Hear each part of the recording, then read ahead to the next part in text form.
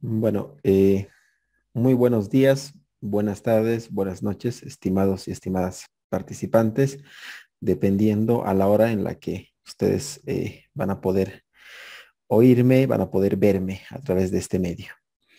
En vista de las diferentes actividades asociadas a la dimensión cultural que tenemos, como es el caso de carnavales, vamos a llevar esta parte del módulo de forma asincrónica, que es un ejercicio también bastante fructífero y productivo, y además nos ha demandado lo que es la pandemia, buscar alternativas para continuar con el proceso, ¿no? Darnos modos para seguir adelante con todo lo que conllevan los módulos, todo el programa y todo el proceso formativo en el que estamos inmersos.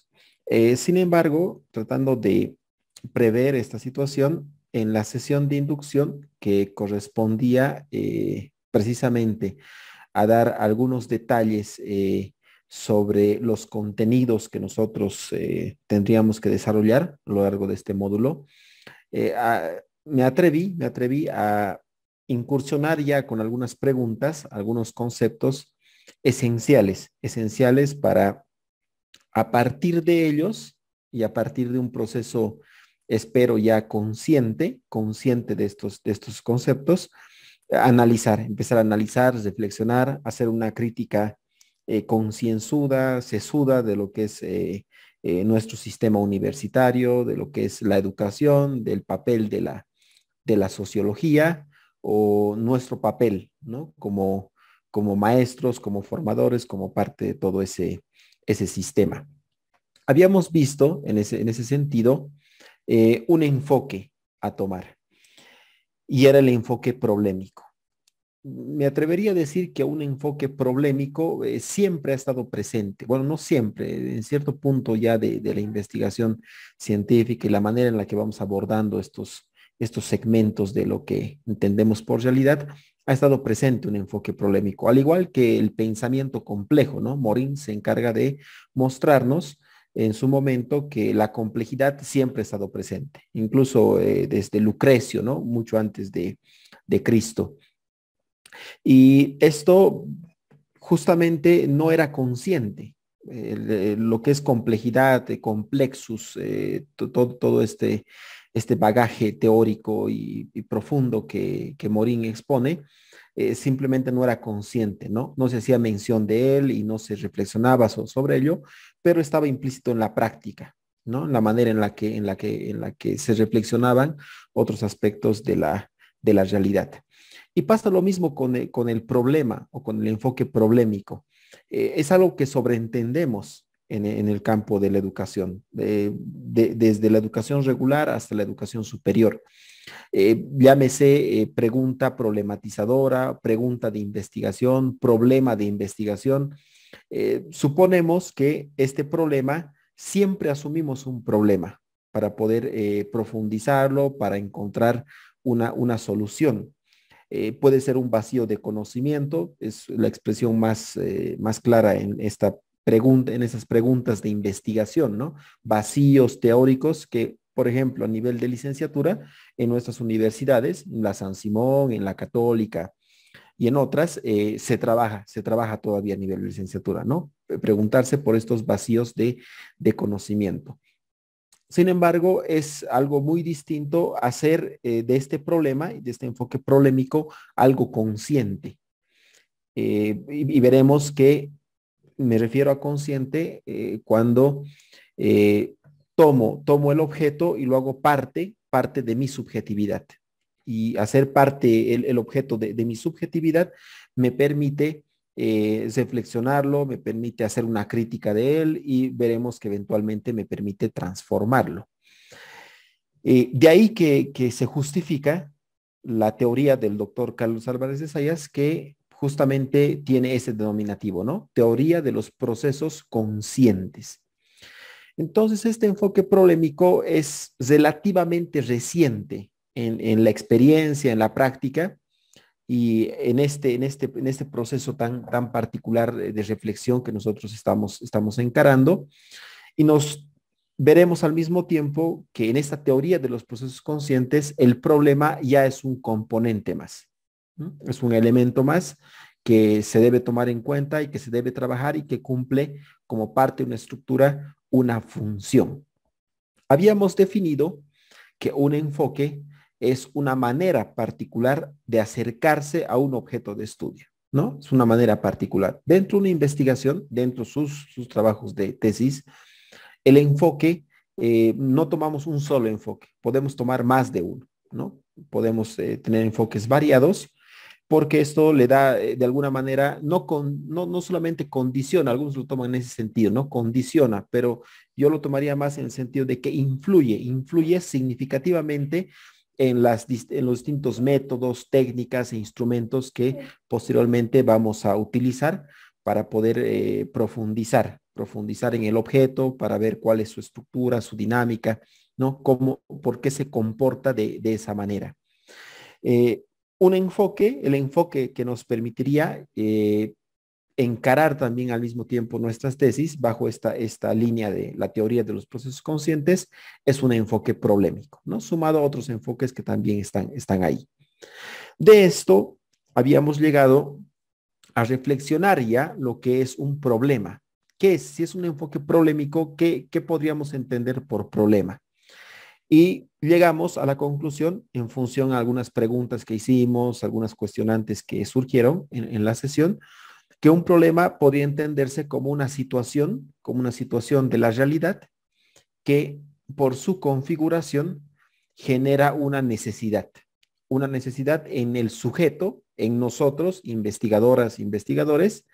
Ahora hay un otro término lo estoy profundizando para ver qué lugar podría ocupar también en esta estructura, y es el de la comunidad, ¿no? Y además que dentro del modelo educativo, la 070 se repite constantemente, ¿no? La comunidad.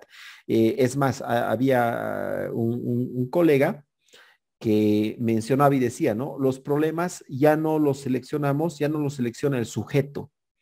Bueno, habría que reflexionar tal afirmación, ¿no? Pero decía, el problema ahora debe ser comunal. Es un problema comunal, no es un problema particular de un sujeto.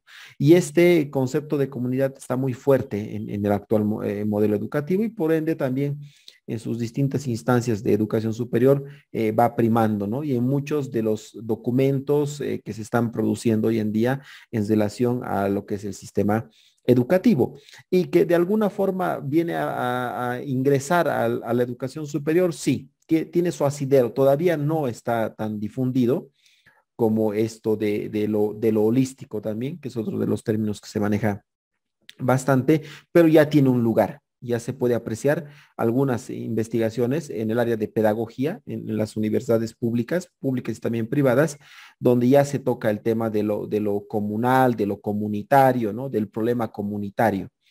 Diríamos entonces que el problema es una situación de la realidad que por su configuración genera una necesidad en los sujetos, en nosotros como investigadores e investigadoras, y la comunidad obviamente porque somos parte indisociable de ella, satisfacer, ¿no? Resolver.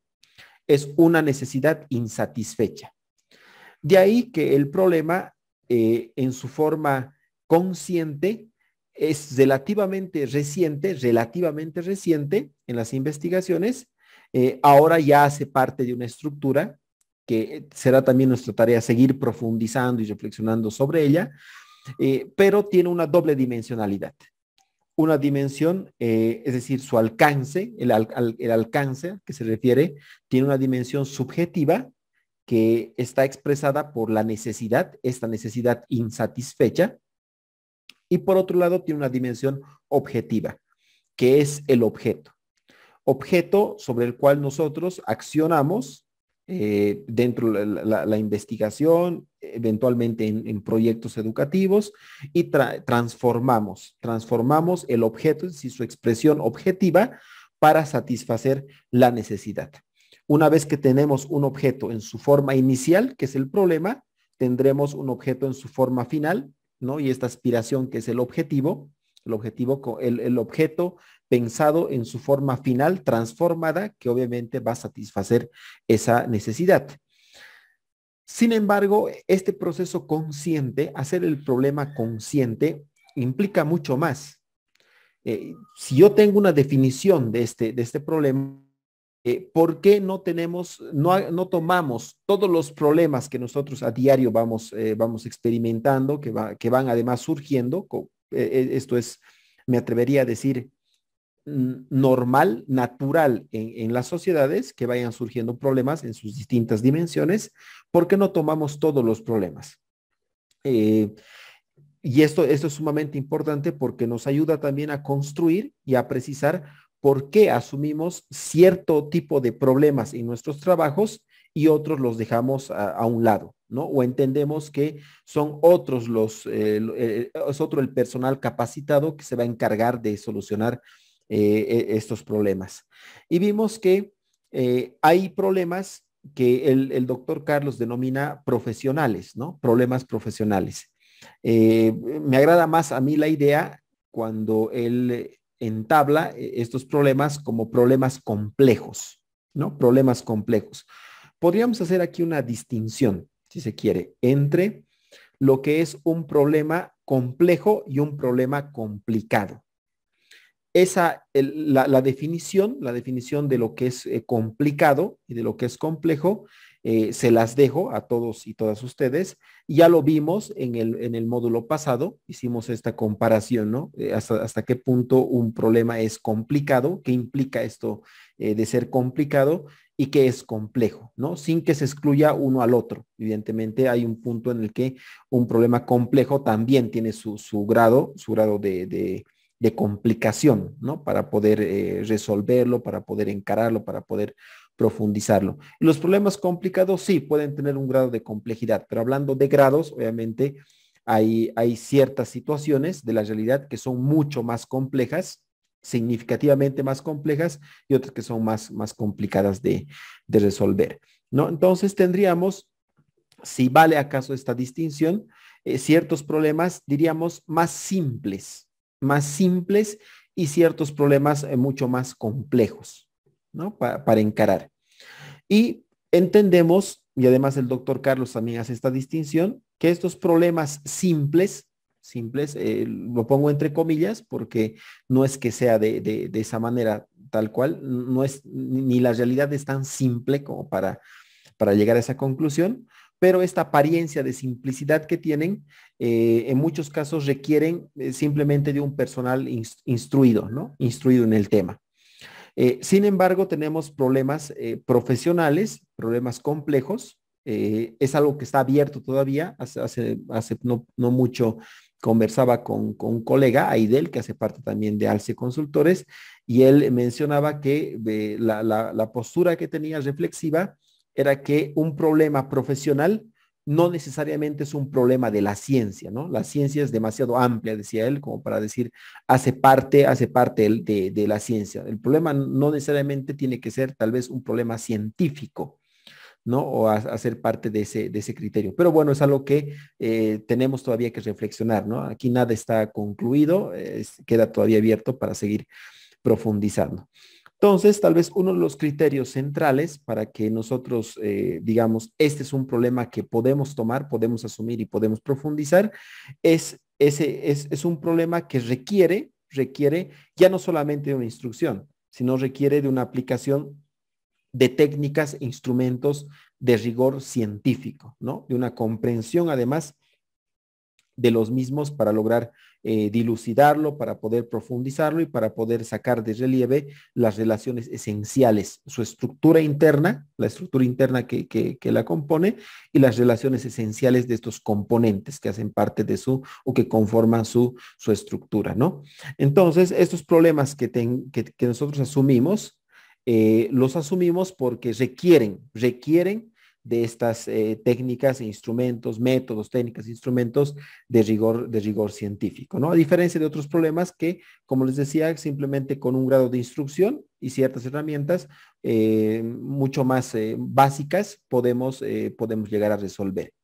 Habíamos puesto incluso un ejemplo bastante interesante sobre el tema seguridad, el portón de una unidad educativa, ¿no? ¿Cuál era realmente más urgente? Otro de ustedes mencionaba, bueno, yo estoy trabajando el acompañamiento de los padres de familia. ¿Cuál es más urgente? La seguridad de los estudiantes, el acompañamiento de los padres de familia. Sin embargo, ustedes mismos mencionaban que para solucionar el tema de la puerta, simplemente necesito que venga un herrero instruido y solucione el problema, ¿no? No deja de ser menos urgente que el acompañamiento, pero se necesita un herrero y una máquina de soldar para solucionar, darle solución al problema. Sin embargo, cuando hablamos del acompañamiento de los padres de familia, es un objeto en su totalidad, ¿no? Es decir, no podemos ver el acompañamiento de los padres sin la intervención de otras dimensiones, ¿no? Y es parte justamente de estos procesos sociales que son complejos porque no podemos aislarlos, ¿no? Como si su configuración se debiese a una condición, a un espacio aislado de los demás, cuando tiene más bien toda la relación con una dimensión cultural, económica y puede tener muchas otras características, componentes y relaciones en su interior. Y esto nos permitía ver entonces qué tipo de problemas nosotros asumimos y hacen parte, además, van a estar plasmadas en nuestras distintas tesis.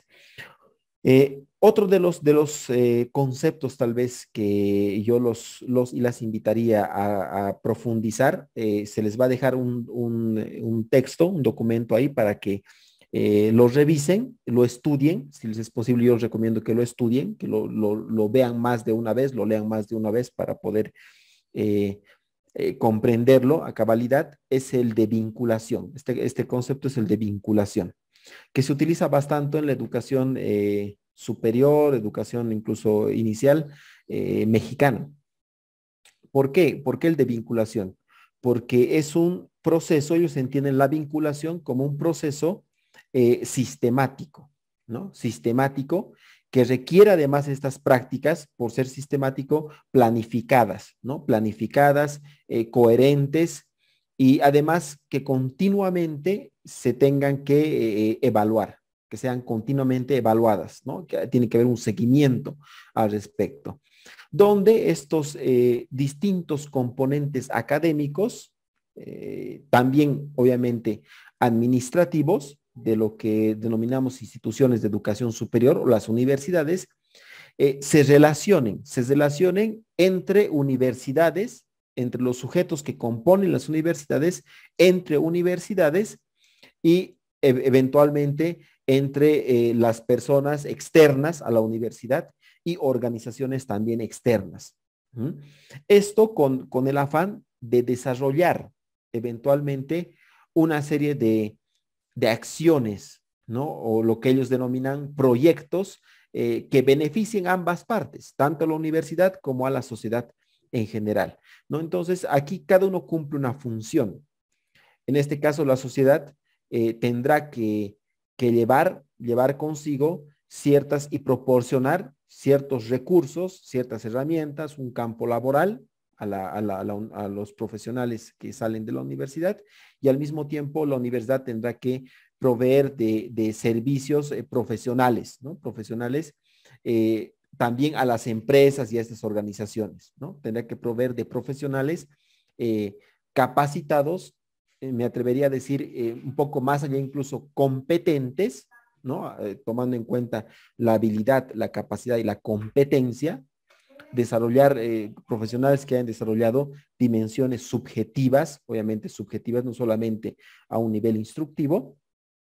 Luego tendrán que ver también criterios como conectar la educación superior con el mundo laboral, ya será actividad y tarea de cada uno, cada una de ustedes dentro de este módulo, hacer una reflexión de cuál es esta relación entre educación superior y mundo laboral, no de forma simplemente ideal o teórica, sino en la experiencia.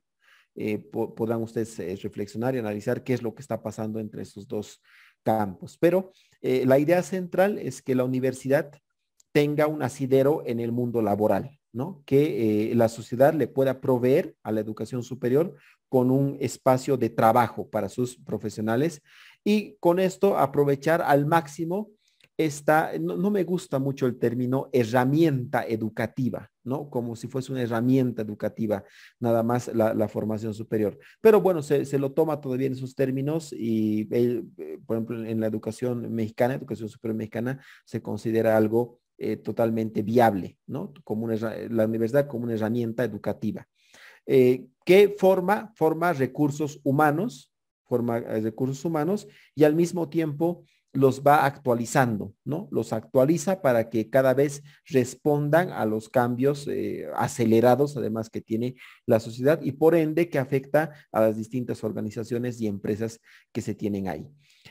Por otro lado, también es tarea de las universidades fomentar la investigación y esto viene dado también por la exigencia de la sociedad, ¿no? Una sociedad que exige actualización, que exige investigación. Pero claro, estamos hablando de un nivel de conciencia, una sociedad con conciencia, ¿no? Que sea capaz de identificar la necesidad que tiene de la educación superior. Y es algo que quizá habría nosotros que reflexionar si tiene la universidad esa conciencia. Sí, sé que es una entidad, un impersonal, pero si tiene realmente esa conciencia de ver la necesidad que primero que la sociedad tiene y al mismo tiempo si nuestra sociedad tiene esa conciencia de decir, de identificar la importancia y la necesidad que tiene de los profesionales que se están formando en estas distintas instituciones. En nuestro país, como por ejemplo en Argentina, se complejiza todo con el tema de autonomía, por ejemplo. Acá tiene una expresión mucho más exacerbada en el sentido de que la sociedad tiene sus exigencias, pero parece ser que en cierto punto la universidad opera bajo sus propias normas, bajo sus propias reglas, bajo sus propios intereses, objetivos, ¿no? Y esto a la larga tiene una consecuencia, se ha podido, algunos estudios nos muestran hasta el 2015-16, tal vez por el tema de pandemia han sufrido algún retraso, también los nuevos estudios relacionados, que mostraban básicamente que las universidades estaban ofreciendo ciertas carreras que no tenían ninguna representación, ninguna expresión laboral. ¿No? Es decir, profesionales que no van a encontrar un trabajo allá afuera porque simplemente por el tema de moda, ¿no? La moda, la exigencia social en el sentido de que esto está de moda en el mundo y queremos este tipo de carreras. Y la universidad, sobre todo las universidades privadas, como hay un componente económico mucho más fuerte que en las públicas, entonces ofrecían estas carreras.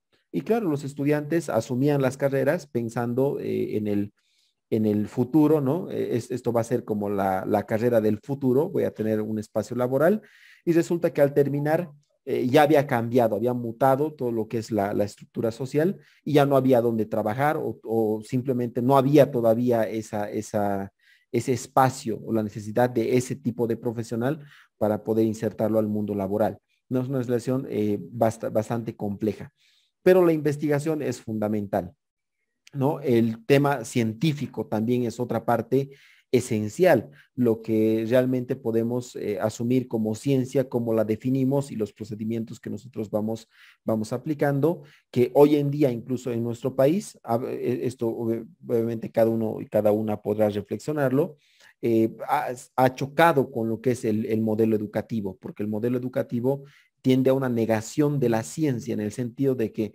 hay ciertos procedimientos como todo lo que es la esfera cuantitativa, que en sus universidades se empieza a negar porque eso hace parte de la tradición occidental, ¿no? Aquí lo que nosotros queremos es lo cualitativo, incluso se han empezado a recuperar ciertas teorías que dentro del marco de las ciencias sociales, por ejemplo, nunca se habían tomado en cuenta. La teoría fundamentada de Corbin y Strauss nunca se había asumido. Por lo menos en la revisión que yo pude hacer desde el 2003 hasta el 2014, más o menos en la Facultad de Ciencias Sociales, no había rastros de teoría fundamentada. Y ahora se está retomando. Esto viene de la Escuela Clásica de Chicago hace bastante tiempo en Norteamérica.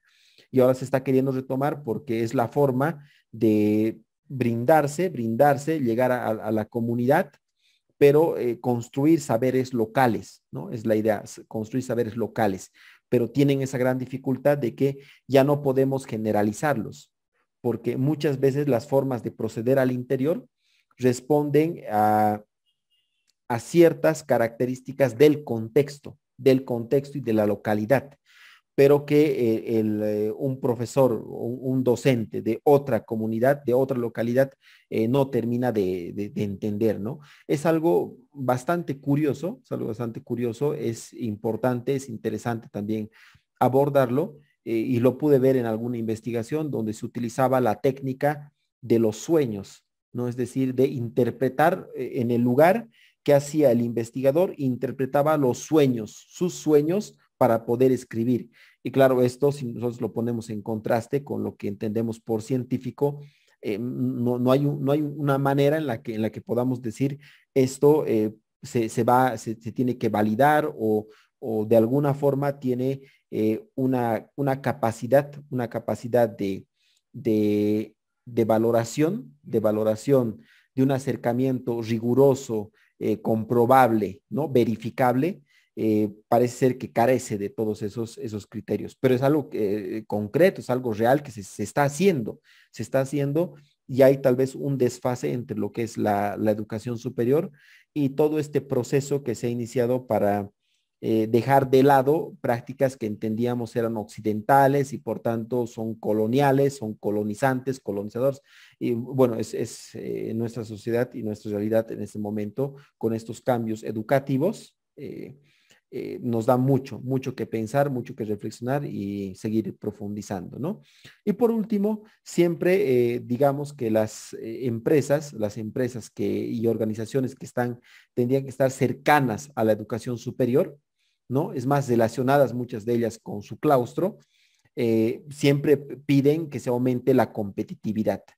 ¿No? Competitividad, pero hay que ver competitividad en qué sentido, ¿no? En qué sentido. De un profesional competente o hablando de esa competencia, muchas veces se confunde de esa competencia desleal, ¿no? Es decir, el profesional que simplemente se actualiza más rápido que los otros es él o la profesional que va a ocupar un cargo, que va a poder tener trabajo, y los demás desactualizados estarían básicamente en el mundo del desempleo.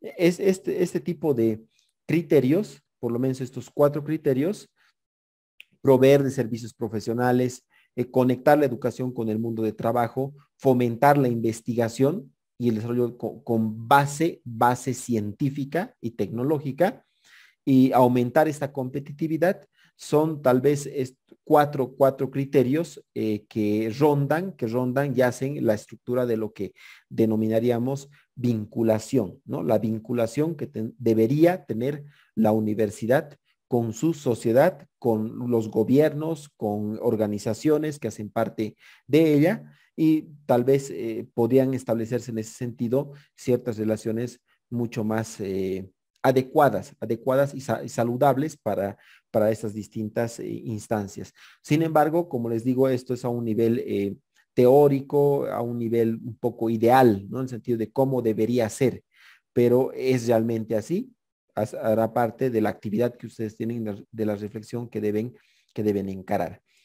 Por último, el último concepto que yo ya les pedí en la sesión de inducción, espero que lo hayan podido profundizar, es el de conciencia, ¿no? Este lugar que va a ocupar el objeto de estudio en la subjetividad de cada uno de ustedes, de los sujetos, de los investigadores e investigadoras, y lo que les va a permitir ahora sí reflexionarlo, ahora sí profundizarlo y transformarlo. En ese sentido, hay 2 actividades que yo les voy a pedir que realicen en este caso. La primera es responder a una pregunta, y ¿estamos hoy en día más cerca de una formación superior de tipo facultativa o universitaria? Eh, no pregunto por si tiene o no la universidad un nexo con su sociedad. Hoy en día no creo que haya persona que lo negaría. Hay un vínculo, hay un nexo. El nexo además es necesario en ambos casos, pero lo que queremos saber es qué tipo de relación tiene. Hay muchas posturas que apuntan a decir la formación en las universidades vamos a llamar formación superior, educación superior, es más facultativa hoy en día. Otros dicen, no, todavía estamos dentro de una formación universitaria, tiene su razón de ser.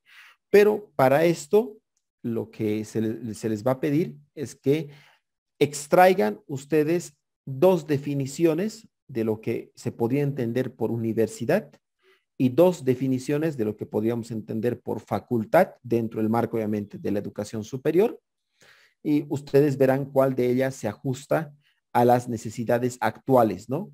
Porque hay muchas como cultura, hay bastantes definiciones, pero ¿cuál consideran ustedes que se ajusta? Y para responder la pregunta, yo les propongo un desarrollo de la respuesta que les permita insertar una cita larga y una cita corta, todo bajo las normas APA séptima edición. Esta es una práctica que es una habilidad, es decir, que hay que ir desarrollando a través de el dominio de una lógica de resolución de problemas, de hacerlo una y otra vez, que es una debilidad también que, en muchos de los trabajos, y podemos partir aquí en esos dos sentidos. Primero, para profundizar y reflexionar lo que realmente es una educación universitaria o una formación universitaria frente a una educación y una formación facultativa, que es algo que se está hablando mucho hoy en día, que habría perdido tal vez su esencia, la universidad, ahora sería más que todo una formación facultativa la que ofrece a sus distintos estudiantes, y al mismo tiempo trabajar de forma rigurosa lo que extraigamos de forma textual de lo que ustedes vayan a encontrar. No les digo yo un texto, pueden, ustedes busquen con los medios que tengan en internet de forma digital. Hay varios textos al respecto. Vayan buscando siempre en relación a su pertinencia, a la pertinencia, y puedan extraer ahí algunas definiciones y con esas definiciones y su reflexión construir la respuesta a esa pregunta que habíamos formulado. La segunda actividad, la actividad 2, es que sobre la base de esa definición entre lo complicado y lo complejo, les aconsejo ir revisando los apuntes y reflexiones que habíamos asumido en el anterior módulo sobre lo que es complicado y lo que es complejo, elaborar un esquema que exprese la relación dialéctica. Esto de lo dialéctico, yo imagino que ya estamos en un campo, ya estamos avanzados en lo que son los módulos del programa y ya hemos tenido contacto en más de una ocasión, ¿no? Con lo que es la dialéctica, con lo que son las relaciones dialécticas, que son de ese tipo las relaciones que el doctor Carlos plasma en prácticamente todos sus libros. Siempre va a ser una relación dialéctica. Él tiene su propia definición de lo que se va a entender por dialéctica. Les recomiendo que lo revisen, lo logren definir, lo logren precisar y a través de eso elaboren un esquema donde podamos ver la relación dialéctica entre universidad, sociedad, dos componentes, y aparte la relación dialéctica entre docente, estudiante, el contenido, la conciencia que habíamos visto, habíamos hablado hace un momento, haciendo hincapié no en si tienen o no una relación, sino en qué tipo de relación es, cuáles son las características complementarias de estos componentes y cuáles son estas características contradictorias. No es que solamente tenemos pura complementariedad, se van a dar cuenta que si hablamos de educación, sociedad, universidad, docente, estudiante, profesor, alumno, en la relación que quieran verlo, hay elementos de complementariedad, de necesidad de uno del otro, pero al mismo tiempo siempre hay elementos contradictorios y además de conflicto que van surgiendo a través de estas relaciones de alguna forma necesarias porque no pueden existir unos sin los otros, ¿no? No habría básicamente razón de ser. Sería absurdo preguntarse por una situación donde, por ejemplo, tengamos un estudiante sin maestro, ¿no? ¿Qué es un estudiante sin maestro? Pierde total sentido. Y esa es un poco la esencia tal vez de lo dialéctico. Ahora, si bien en algunas actividades, incluso en las sesiones presenciales con el doctor Carlos alguna vez decía, ¿no? ¿Cuál es la relación entre estos dos componentes? A ver, díganlo todos al mismo tiempo, decía, ¿no? Como en la escuela, al mismo tiempo, ¿no? Es una relación dialéctica. Ahora hay que ir un poco más allá, hacer consciente todas estas relaciones y estos procesos, en el sentido de que cuáles saber ese elemento de esos rasgos de complementariedad que hacen a estos dos componentes complementarios y cuáles son estos rasgos que los hacen contradictorios a la vez, ¿no? Y poder expresarlo, sistematizarlo y tratar de profundizar en ellos a través de este esquema que se les va pidiendo. Bueno, eso a grandes rasgos. También tenemos algunas precisiones al respecto de lo que habíamos visto ya en la sesión de inducción, que más que una sesión de inducción, como les decía, fue ya un desarrollo del módulo, adelantándome a las fiestas por carnavales. Y todo lo que es las orientaciones, algunos detalles mucho más puntuales de las actividades estarán disponibles en plataforma, al igual que la bibliografía que yo les recomiendo y muchos otros elementos que no tienen ustedes en la bibliografía, en este caso dos documentos que les voy a dejar ahí. Tienen que buscarlos, tienen que revisarlos, siempre buscar información pertinente, también ciertos recursos e información seria en el sentido de que tenga por lo menos un autor, tenga los datos necesarios para poder citarlos, ¿no? Que no sea un artículo que no tenga un nombre ni apellido, no tenga año, no tenga nada y simplemente sea como una opinión de alguna persona en los distintos foros y redes sociales que tenemos.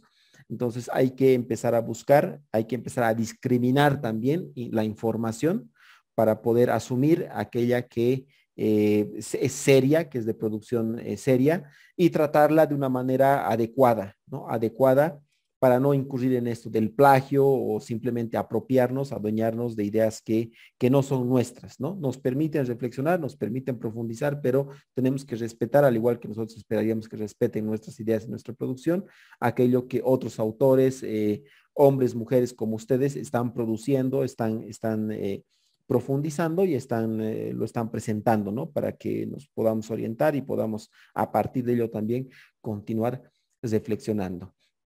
Dicho todo esto, damas y caballeros, esperando que no haya ninguna dificultad en cumplir, en realizar las actividades, estaré pendiente de lo que es la plataforma y que una vez concluido ustedes puedan subir la actividad y estemos conversando la sesión que tengamos sincrónica sobre esto que han podido profundizar y realizando algunas actividades ya de manera sincrónica. Veremos también actividades, de repente alguna actividad grupal que representa una dinámica muy fructífera, siempre me parece una dinámica muy fructífera que nos permite esa complementariedad de las ideas que nosotros tenemos, de lo que hemos podido profundizar. Y claro, también hay esa contradicción, ¿no? Hay opiniones diferentes, hay roces que hacen parte siempre de este proceso y en vez de evitarlos hay que asumirlos de esa manera, hay que hacerlos conscientes y a partir de eso seguir profundizando y seguir ampliando lo que es nuestro horizonte de pensamiento para la maestría y obviamente esto tendrá su repercusión también en nuestra práctica, ¿no? Lo que denominan ahí en la 070, en nuestra práctica educativa, ¿no? Podemos también tener una repercusión, una influencia significativa en cómo ahora nos desenvolvemos como profesionales dentro de nuestras áreas. Dicho esto, les mando un gran saludo y esperando que estén muy bien y encontrarnos pronto en una nueva sesión sincrónica a través de los medios que tenemos disponibles y que también de alguna manera nos facilita al CIE Consultores Pedagógicos. Que estén todos y todas muy bien y mucha suerte con las actividades.